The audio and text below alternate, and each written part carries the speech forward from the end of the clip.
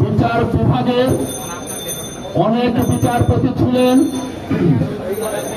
যারা মাথা উঁচু করে দাঁড়াতে চেষ্টা করেছিলেন,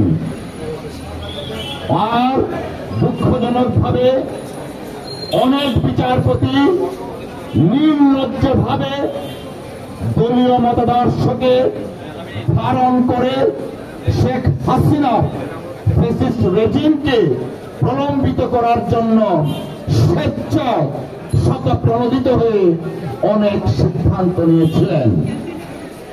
দেশনেত্রী বেগম খালেদা জিয়ার বিরুদ্ধে রায়, তাকে কারাগারে প্রেরণ, সবকিছু ছিল শেখ হাসিনার নির্দেশে।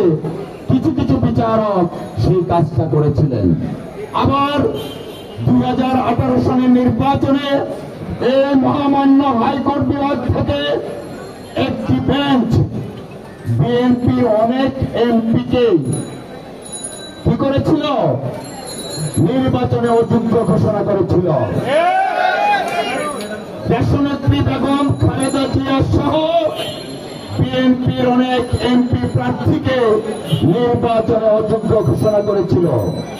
কোন আইনকে ফলো করে নয়, শুধুমাত্র শেখ হাসিনার নির্দেশকে বাস্তবায়ন করার জন্য এবং সেই বিচারপতির দলীয় আদর্শকে ধারণ করে তাদের মতবাদকে প্রতিষ্ঠিত করার জন্য এরকম অন্যায় কাজ করা হয়েছিল।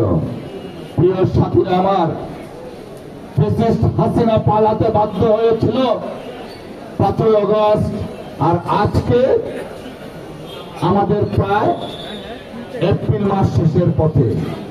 আমরা আশা করেছিলাম, আমরা ধারণা করেছিলাম সেই সমস্ত বিচারক যারা নিজেরাও জানেন শেখ হাসিনার ফ্যাসিজমকে প্রলম্বিত করার জন্য দিনে রাতে মেধা মনন দিয়ে পরিশ্রম করেছেন,